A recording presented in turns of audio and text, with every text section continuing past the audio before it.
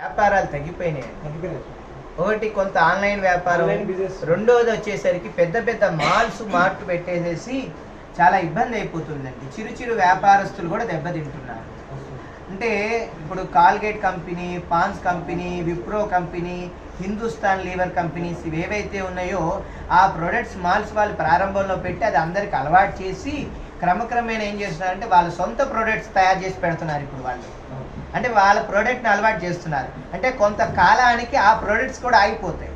ఎప్పుడైతే ఈ పెద్ద విప్రో వాళ్ళు, హిందుస్థాన్ వాళ్ళు, వీళ్ళందరూ బ్రిటానియా వాళ్ళు, క్యాడ్బరీస్ వాళ్ళు వాళ్ళకి సపోర్ట్ చేస్తే మన చిన్న వ్యాపారస్తులు మన వాళ్ళకి చేయకపోతే రేపు మనం కూడా కొంటాం మానేయటం అవుతుంది.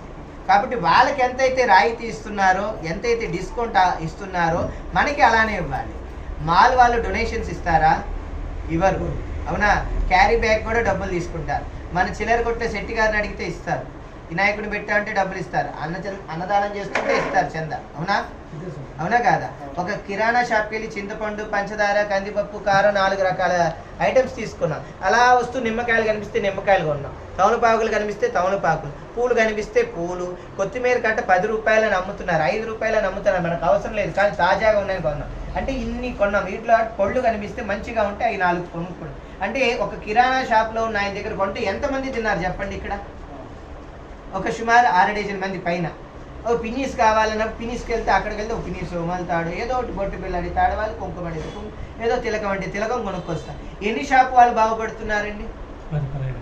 మళ్ళీ దాంట్లో పనిచేసే వాళ్ళు ఎంతమంది బాగుపడుతున్నారండి? అవునా? ఈ షాపుల వాళ్ళు ఎవరైనా మనకు కష్టం వచ్చినా, వాళ్ళకి కష్టం వచ్చినా సహాయం చేస్తారు, అరువిస్తారు, అప్పిస్తారు. అవునా? మళ్ళీ పళ్ళు ఇక్కడ మీరు డజన్ కొన్నాక ఇంకోటి ఇమ్మంటే ఇస్తారు.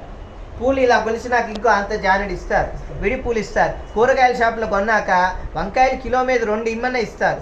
అన్నీ కొన్నాక పచ్చిమిరపకాయలు వేస్తారు, కరివేపాకు రబ్బేస్తారు. మాల్ వాళ్ళు ఇస్తారా? ఎందుకు అటు వెళ్తున్నారు? ఎప్పుడు కూరగాయలు మార్కెట్లో తాజాగా ఉంటాయి కూరగాయలు. అవునా? అవి ఎప్పటి నుంచో ఉంటాయి, తెలియదు. అక్కడ 20 గ్రాములు కాదు, 1 గ్రామ్ వేసినా డబ్బు కట్టేయాలి. ఇక్కడ 20 కాదు, 10 గ్రాములు, 20 గ్రాములు, 50 గ్రాములు ఎక్స్ట్రా ఉన్నా కూడా తీసుకెళ్ళండి సేటు గారు, ఎప్పుడు వచ్చేవాళ్ళు కానివ్వండి మీదేమిటి. వాళ్ళు కూడా అనిపిస్తారే మనకి. అవునా? ఈ మధ్యలో దాహంగా ఉంటే అంత మజ్జిగో ఏదో సోడానో ఏదో సుగంధో తాగుతారు. వాళ్ళు బతుకుతున్నారుగా. అవునా?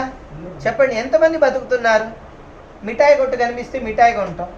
వాళ్ళు బతుకుతున్నారా లేదా చెప్పండి? అంటే 2 సంచులతో వచ్చి మార్కెట్లో మనం అన్నీ తిరిగి వెళ్తే వాళ్ళందరూ మాల్కి వెళ్తే అన్నీ వచ్చేస్తున్నాయి అనుకుంటున్నాను తప్పితే వీళ్ళందరినీ ఈరోజు మనం ఇబ్బంది పెడుతున్నాను గ్రహించట్లేదు. దయచేసి అందరూ ఒకటే అర్థం చేసుకోవాల్సింది ఏంటంటే, మీరు మాల్కి వెళ్ళండి, నేను వెళ్ళొద్దనట్లా. మన వాళ్ళందరూ రేపు ఇక్కడి నుంచి వెళ్ళిపోతే పరిస్థితి ఏంటి? ఇప్పుడు మీరే ఇంటి యజమాని అండి, మీకు 4 షాపులు ఉన్నాయండి, మీ కొడుకులకి ఆస్తులు పనిచేశారు, అయిపోయిందండి. ఆ 4 షాపుల మీద వచ్చే అద్దె బాడుగా తింటున్నారు మీరు. ఈ షాపులు వాళ్ళు ఖాళీ చేస్తే రేపు మీరు ఏం తింటారు చెప్పండి? అవునా? ఇలా ఎన్ని షాప్స్ ఖాళీ అయిపోతే రేపు చివరికి, నేను అన్నాను కాదు, బ్రిటిష్ పరిపాలన ఎలా అయితే వచ్చి చేసిందో వీళ్ళ పరిపాలన వచ్చేస్తుందండి. సూపర్. దయచేసి పెద్దలందరూ అర్థం చేసుకొని ఈ విషయాన్ని మన వ్యాపారస్తులందరికీ సహకారం చేయండి. చిరు వ్యాపారస్తులు కూడా బాగుపడతారు. మన షాపుల్లోనే కొనడానికి అలవాటు అవ్వండి. నేను ఒక వైశ్యుడు అని చెప్పట్లే, అన్ని వర్ణస్తులు వ్యాపారం చేసేవాళ్ళే, అన్ని వర్ణస్తులు, అన్ని. అక్కడ ఈ లోపల పకోడీ చెకోడీ అమ్మితే అది కూడా కొంటారు. అవునా? వాళ్ళు బతుకుతున్నారుగా. ఇప్పుడు అక్కడికి వెళ్తే ఏమి ఆవు పీడలు కూడా అమ్ముతుంటే అక్కడ ఏంటండి?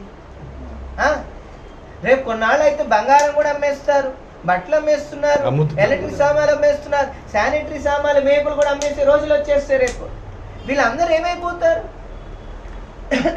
మేము ఎన్ని పూజలు చేసినా, ఎన్ని యజ్ఞాలు చేసినా, ఎన్ని ప్రవచనాలు చెప్పినా, మమ్మల్ని తీసుకెళ్ళి మీరు ఏ కార్యక్రమాలు చేస్తున్నా మీరు ఉండబట్టే మేము అన్నీ చేస్తున్నాం. మీరు అవన్నీ చేయకపోతే మేమేం చేయగలుగుతాం చెప్పండి? మేము ధ్యానం చేసుకుంటాం, జపం చేసుకోవడం మా వరకు. అందరికీ పంచగలమా? పంచలేము.